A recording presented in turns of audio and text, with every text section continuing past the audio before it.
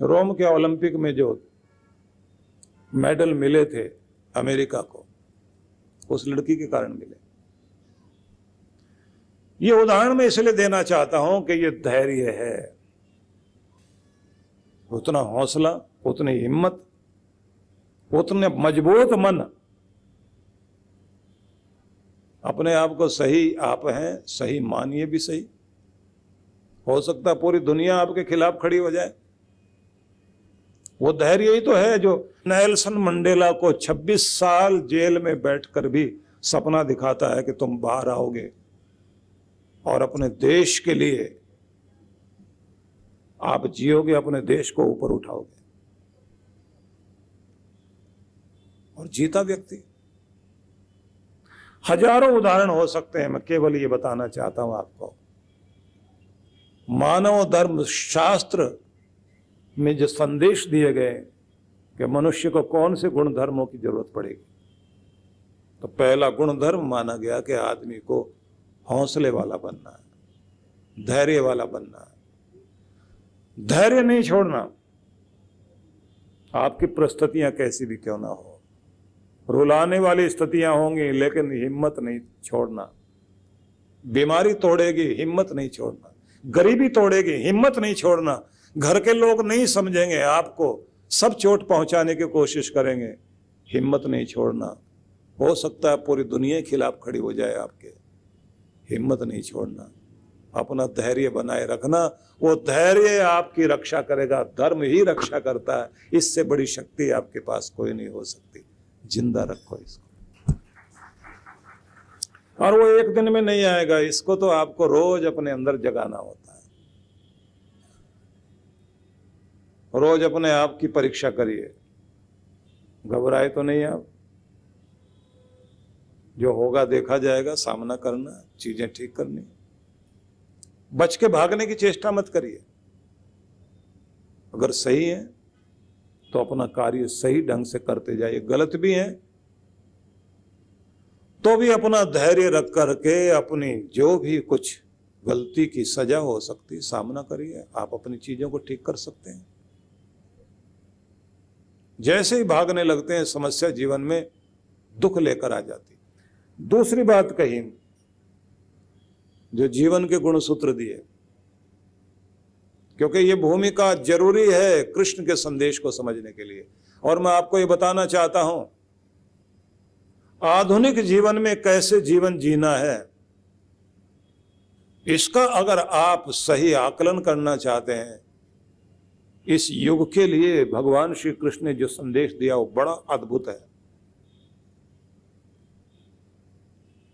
वो सारी चीजें आपके सामने रखूंगा, लेकिन इस समय मैं आपको वो भूमिका देना चाहता हूं जिसके ऊपर अगली चर्चाएं हम लोग करेंगे। तो दूसरी चीज कहा है कि अगर आप जीवन के गुणधर्म समझना चाहते हैं तो पहला हुआ धैर्य, धीरज रखना।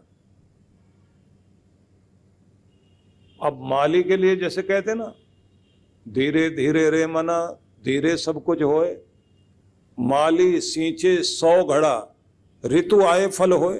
अब वो धैर्य के साथ धीरे धीरे अपना काम करता जा रहा है। 100 घड़े सींचे उसने, पानी डाला पौधों में, इतना समय लग गया, पौधा बड़ा हुआ, मौसम आया, फिर जाके फल लगा। गवाला भी अपनी गौ को पूरा साल भर जिस तरह सेवा करता है, बाद में दूध मिलता है।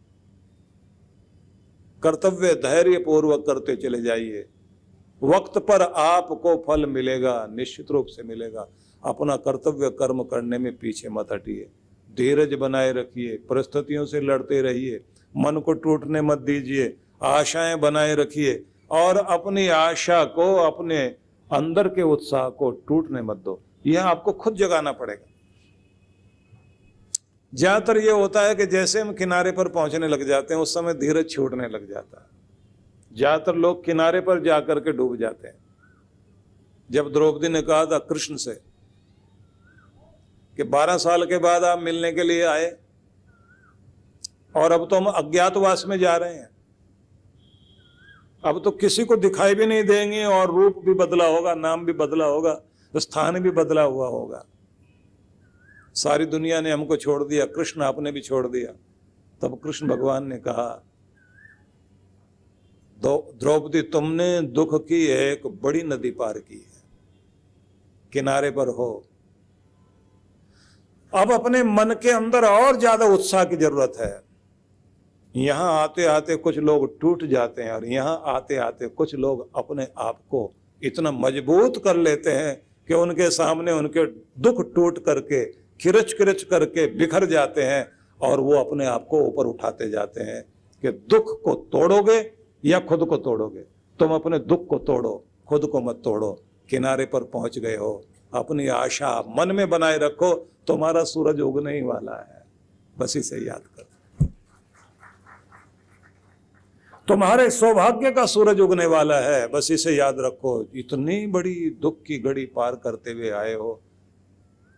अंतिम चरण में दौड़ते हुए किसी भी खिलाड़ी को आखिरी वो ऊर्जा शक्ति बचा के रखनी होती है जब उसकी परीक्षा और ज्यादा हो रही होती है। ज्यादा बल लगाना पड़ता है, ज्यादा हिम्मत रखनी पड़ती है। इसलिए अपने अंदर वो शक्ति बनाए रखनी चाहिए। और ये तब बनती है जब आप एक तो प्रार्थना किया करें, दूसरी चीज अपने मन में खुद ही आशा विश्वास जगाना है। अपनी पीठ भी खुद ठोकनी है, कोई आपको थपथपाने नहीं आएगा। लोग तो निराश करेंगे। तो यही मैं आपको कहना चाहता हूं। एक तो हो गया धैर्य, दूसरी चीज धृति क्षमा दमोस्तेम शोचम इंद्रिय निग्रह। दूसरी बात कृष्ण कहते, मनु महाराज कहते हैं, क्षमा को छोड़ना नहीं। कुछ से माफी मांग लीजिए, कुछ को माफ कर दीजिए, जीवन सरल हो जाएगा। और जैन समुदाय में इस बात को बड़ा महत्व दिया गया। वहां तो एक पूरा का पूरा त्योहार ही इसका मनाया जाता है कि माफ कर दो और माफी मांग लो। क्षमावणी पर्व जो है, क्षमापना पर्व महत्वपूर्ण पर्व है। और मैं तो कहता हूं ये सबको मनाना चाहिए। उन्होंने त्योहार मनाया, लेकिन मैं कहता हूं ये तो हर दिन हर आदमी की जिंदगी का त्योहार है, क्योंकि जिंदगी को त्योहार में बदलने का काम क्षमा करता है। हम माफ करना ही नहीं जानते दूसरे को। इसलिए एक प्रार्थना साधना में की जाती है, मुझे दूसरों को माफ करना सिखाओ और तुम भी प्रभु मुझे माफ करो। मैं माफ करूं इसलिए क्योंकि मुझे भी माफ किया जा सके। मैं माफ करूं इसलिए दुनिया को, क्योंकि मेरा मालिक परमात्मा मुझे भी क्षमा करके और अपने करीब रहने का मौका दे। क्योंकि मैं अपने कर्म से ही आगे नहीं बढ़ना चाहता। मेरा कर्म इतना बड़ा नहीं, तेरी कृपा ज्यादा बड़ी है परमात्मा। इसलिए उसी पर कृपा तेरी होती है जो दूसरों को माफ करना भी जानता। इसलिए मैं क्षमा मांगना चाहता। प्रार्थनाओं में क्षमा भी मांगो, माफ करना भी सीखिए, माफी मांगना भी सीखिए। जैन समुदाय इस बात को मानता है कि जब आप किसी से माफी मांगते हैं तो ये ध्यान रखिए, आपको अपनी गलती बतानी है कि मैंने आपके बारे में ऐसा सोचा, मैंने आपके लिए ऐसा किया। मैं उन सबको बोलकर आज माफी मांगता हूं। बड़ी हिम्मत का काम है। और बड़ी बात तो यह है कि दूसरा सुनकर अगर दिल से माफ कर सके तो साधारण बात नहीं है। ज्यादातर लोग जो है उल्टा लेते हैं इसको, अच्छा हमको तो पता भी नहीं था, तुम इतना बुरा सोचते हो, और फिर माफी मांग रहे हो। बहुत लोग वे हैं जो उस समय और बदला लेने के लिए, क्योंकि षड्यंत्र का युग है, इस युग में षड्यंत्र करने वाले लोगों का छोटे से समुदाय से लेकर, छोटे घरों से लेकर बड़े घरों तक, छोटे ऑफिस से लेकर बड़े ऑफिस तक, हर जगह षड्यंत्र, हर जगह पॉलिटिक्स और हर जगह एक्टिंग देखने को मिलती है। क्योंकि इस समय लोग बहुत अच्छे अभिनेता हो गए और बहुत अच्छे नेता बन गए। बहुत अच्छे नेता से मतलब है कि बहुत ज्यादा पॉलिटिक्स करने वाले हो गए। इसलिए आप लोग देखते हैं कि कोई जगह ऐसी नहीं जहां अशांति नहीं। ऑफिसों से लेकर के समाज के किसी भी वर्ग में आप चले जाइए, कहीं ना कहीं ये चीजें देखने को मिलती हैं। इसलिए मैं आपसे ये कहना चाहता हूं, अपने मन को शांति देने के लिए तो आप माफी मांगना भी सीखें और माफ करना भी सीखें, और कुछ नहीं तो अपने भगवान से तो माफी मांगिए, अपने दिल को तो साफ कर लीजिए। दूसरों से अगर मन ही मन आप माफी मांग करके अपने व्यवहार को ठीक करते हैं, बहुत बड़ी बात है। कुछ ग्रंथों में ऐसा लिखा है कि दूसरों को आसानी से माफ करना, खुद को नहीं। खुद की गलतियों को आसानी से माफ मत कर देना। अगर खुद को माफ करने लग गए तो फिर आपके जीवन में सुधार कभी नहीं आएगा। आपका गलत खान पान आपकी सेहत बिगाड़ता है, आपका गलत व्यवहार आपके रिश्ते बिगाड़ता है, आपका कर्म से जी चुराना आपकी प्रगति को रोकता है। आप किसी भी अपनी गलती को अगर आसानी से माफ करोगे तो प्रगति रुक जाएगी, आपकी शांति रुक जाएगी, आपकी खुशियां रुक जाएंगी। खुद को तो आसानी से माफ मत करना, पर दूसरों को माफ करना जरूर सीख जाइए। बड़ी बात है ये, थोड़ा सोचिए। दूसरे को आसानी से हम कभी माफ नहीं करते, और अपने को तो आसानी से क्या और मुश्किल से क्या, अपने को तो माफ करके बैठे हुए हैं। हम भी कोई गलती करते हैं? हम तो गलती करते ही नहीं। कितने भी गलत हों तब भी हम अपनी गलती मानने को तैयार नहीं। तो फिर से याद कर लीजिए, अगर आप अपनी लापरवाही और अपने आलस्य को आसानी से माफ करते हैं तो याद रखना, आपकी प्रगति, आपकी सेहत, आपकी खुशियां, जो आप जिसके हकदार हैं वो नहीं मिलेगी। आज से सख्त हो जाइए, अपने को ऐसे माफ मत कर दो। अगर आप आलस्य करके एक दिन आपने अपना खराब किया है तो आप अपना प्रायश्चित करो कि कल ऐसा नहीं होगा। अगर आप रोज सुबह की सैर करते थे, एक दिन आप आलस्य में पड़े रह गए, नहीं थोड़ी रात में देर हो गई थी, आज रहने देते हैं। एक दिन का आलस्य आपके आगे तक के संकल्प को तोड़ देगा। फिर आप सैर नहीं कर पाओगे, फिर व्यायाम नहीं कर पाओगे, फिर प्राणायाम नहीं कर पाओगे। एक दिन आपने अपनी प्रार्थना पूजा पाठ में उतना समय नहीं दिया। मन को तो आदत है, वो आसानी ढूंढता है, वो निकलकर भागने का बहाना ढूंढता है। उसे अगर आपने खुला छोड़ दिया तो ये रोज आपसे इसी तरह निकलकर भागेगा, और जो कुछ आप अपने जीवन में बेहतर चीज करना चाहते थे वो रुक जाएगी। इन दिनों आपने देखा होगा बहुत लोग जो है जिम ज्वाइन करते हैं। कुछ तो इतने जोश में होते हैं, पूरे साल भर के पैसे जमा करा लेते हैं।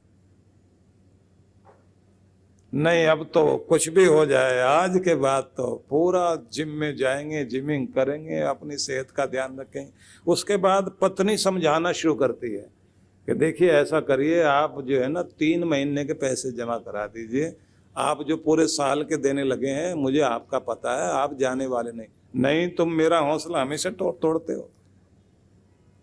फिर बेटी या बेटा समझाने के लिए आता है कि अपने पैसे क्यों खराब करते हो, 3-3 महीने कर लीजिए ना। 3 महीने अगर आपने करके देख लिया, बोले अगर ऐसा कहोगे तो फिर तो मैं पूरा कर ही नहीं पाऊंगा। और देखने में आया है कि अगर वो जोश में आके 6 महीने के भी पैसे जमा करा के आ जाए, वो 6 दिन भी निभा पाए तो बहुत मुश्किल है। उसके बाद में वो ऐसे नहीं, छोड़ो, अपने से तो नहीं हो पाएगा। ज्यादातर लोगों को ऐसे देखते हैं, पार्क में सुबह सुबह चक्कर लगाने लग गए, सैर करने लग गए। अब उसके बाद कोई शुगर बॉर्डर लाइन पर है, थोड़ा करेले वरेले का जूस पीना चाहिए। सुबह सुबह लगे हुए हैं, दालचीनी का पानी पीना चाहिए, ये वाला लेना चाहिए, वो लेना चाहिए। अब बड़े नियम बना लिए हैं। थोड़े दिनों के बाद वो सारे नियम टूट गए। नीम की दातुन कर रहे थे, जामुन के पत्ते चबा रहे थे। उसके बाद जैसे पार्टी वार्टियों में जाना शुरू किया, रात में देर से सोए, सवेरे देर तक सोते रहे।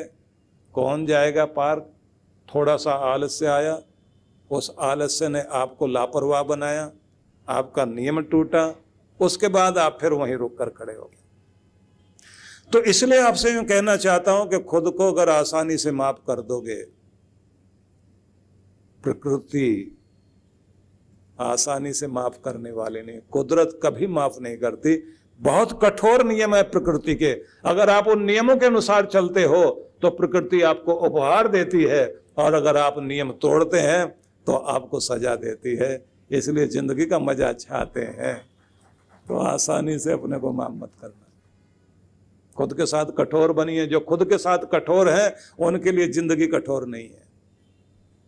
जो खुद के लिए कठोर बनकर चलेंगे जिंदगी उनके लिए आसान बन जाएगी, उनके लिए कठिनाइयां भी कठिन नहीं बनेगी, आसान बन जाएंगी।